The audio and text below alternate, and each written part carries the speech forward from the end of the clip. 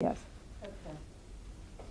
How does the robotics technology fit into the man's submission to his ego, or is it a building of it, or is that? Depends on what you're talking about. I find some of the robotics pretty interesting.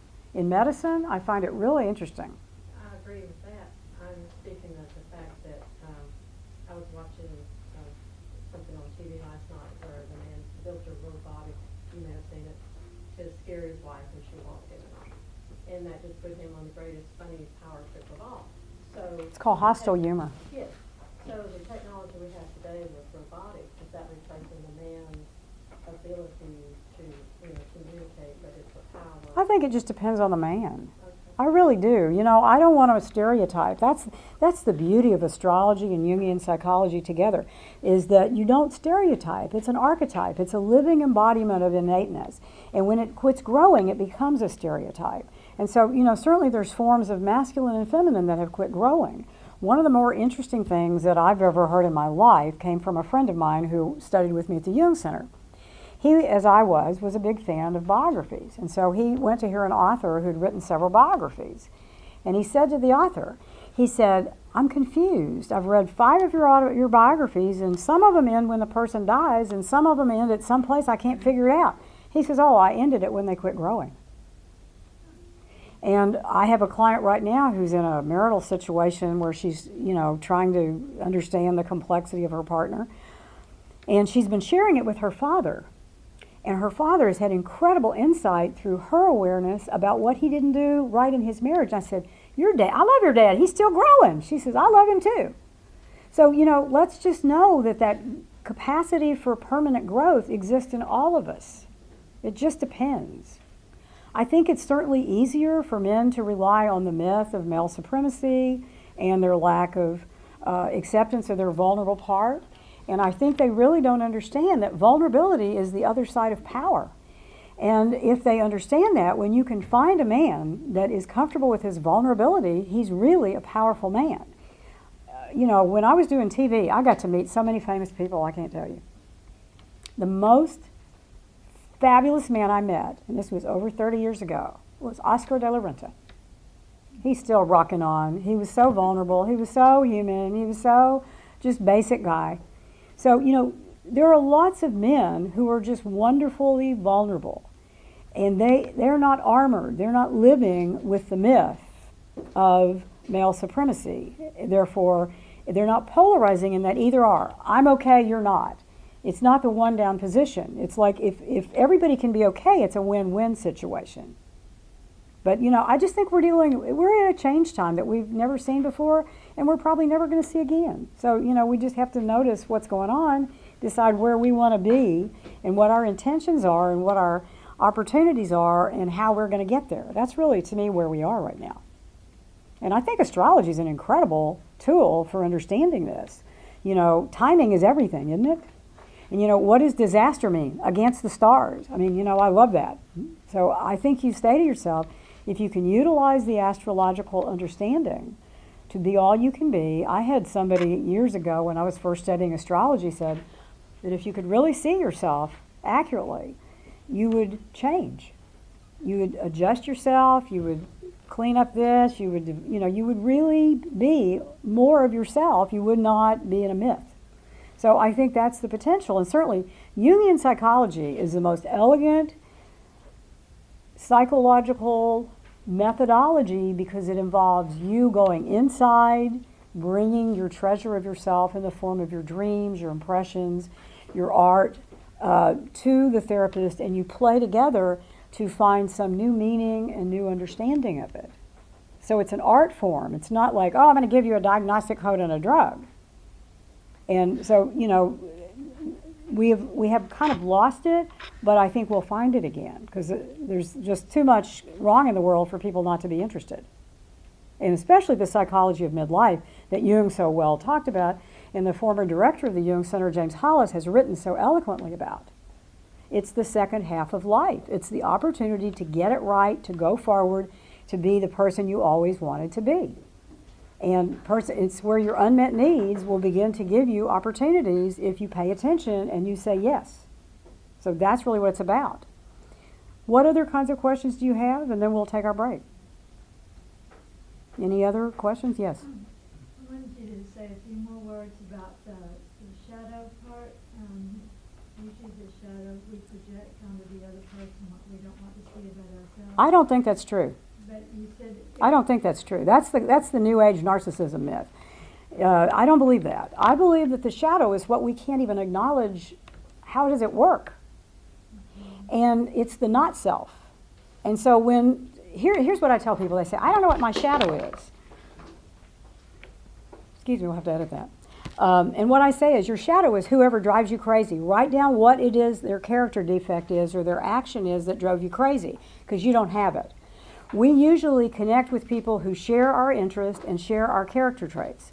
People that don't have our interest or share our character traits or are the opposite of us are our shadow. So we have to tolerate it because we can't go kill everybody that's not like us, and we can't avoid everybody that's not like us. That's the beauty of making peace with the tension of opposites. so that we don't have those qualities that are Yes, we don't have right. them. And my sister gave me the best line of all when I was complaining about somebody or something one time. I said, I will never understand it. She said, of course you won't. Be glad. If you could understand it, it would mean you were like that. And I went, yes. So, know that. That's why it's so puzzling and so maddening, because we don't know how that works. We don't have a personal understanding of it. We can see it from outside and, paint. You remember those little pictures where you had dots and you connected the dots and a picture emerged, or the hidden pictures and highlights? I do those with my grandchildren. That's the shadow. It's like, I don't know what it is. And so you can't know it. You can only know it by the reaction to it or the shape of it. That's all you can know. And, if you're in your feeling function, you can store the feeling of those people in your body. When you get around them, you go, ugh, the back of my neck, hair standing up, or ugh, I want to get away. Pay attention to that. That's probably your shadow. Which means you don't have to be at the mercy of it. You don't have to have a relationship with it, but you do need to identify it and know what it means to you and why. And I'm going to give you just a personal example because this is real clear. My shadow is laziness. I had laziness. Whenever I find lazy people, I want to take a hammer to their head or a knife to their heart. Get up off your butt, you lazy SOB. Now, in my own life, why would that have been? I had an alcoholic mother that was always on the couch. I had a father that thought it was okay to leave the country for 300 days and leave me in charge of my drunk mother and my sister. So my personal story is, I don't appreciate if you're lazy. So guess how that worked out in my life? I married the laziest man on 2 feet. So I said, okay, now I'm a Jungian, I can figure this out, and if I'll just rest more, play more, I'll balance myself. And I'll not call it being lazy, I'll call it doing the 3 R's of the feminine: rest, recreation, regeneration. And when I start to do that regularly, and of course I had a Libra supervisor in graduate school, he said, Nan, there's a formula for a balanced life. I said, I know you're going to tell me, what is it? He said, in every 24-hour period, you are to be productive 8 hours, restful 8 hours, and playful 8 hours. I said, I don't do that. He said, and it shows. I said, well, behavioral science master that I am, I know how to do this. I know that it takes 90 days to start a new neural pathway. For 90 days, I will consistently take 1 hour of play because I do the rest and I do the work. Too much for both. And so I wrote down something, chose it every day, and did it. And I said, and then for the next 6 months, I'll take a 2nd hour, and I'll do that. And I formulated it, and I said, and I'll have my system operative in 7 years, because that's a Saturn cycle, and every cell in my body will die and be reborn, and I'll be totally renewed. And so in 7 years, I'll have this habit. He said, you're right. I sometimes forget, and so I have a rock that sits on my kitchen table that says laugh, because I sometimes forget to do that. My daily word sits under it. So I will ingest the daily word and have a good laugh about where I am or where I'm not. So the point being, we can get to the point where we're in harmony, in resonance. And whenever I start to feel aggravated or irritated, I know, guess what? My shadow's got me. When I get sick, my shadow's got me. I have a horrifying, terrible, wonderful book called Jung and Right, The Body is Shadow. And, you know, the body carries the shadow of what we will not accept. I learned this in the 70s from Carl Simonton, who was the genius, who was the first person to use visualization in the treatment of cancer. And I went to every seminar the man taught, and he said this. He said, your body is a biofeedback tool. When you have any symptom, because I learned that the blood that goes through your brain goes through every body part, you say to your body, thank you for this symptom. What does this allow me to do or not do?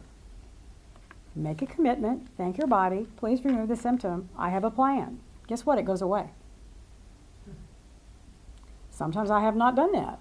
Sometimes I've had accidents. Sometimes I've had illness. Sometimes I've had all kinds of things. But I know what to do in hindsight. So if I could do it more in foresight, I wouldn't have any health problems. Thankfully today at 70, I do not have any. Today. Tomorrow, it may be a different story. So the body carries the shadow because people who will not rest get sick or injured. People who will not play lose some of their mobility. So, you know, that's just the way it is. People who have tremendous amount of aggression have certain kind of physical type problems. You know, go to Louise Hay, read her book. You know, I used to keep that in the kitchen when my children were little with the salt and pepper. And they would come in and they'd say, where's that book? And they would look up their body part and they would say, oh, okay. And I said, is it true? And they go, yes. I said, are you going to tell me? No. And they would use the affirmation, they would use the intention change, and then they never got sick. So, you know, it's important to understand the shadow works to aggravate us with people, to teach us, to come through our body when we're ignoring everything else.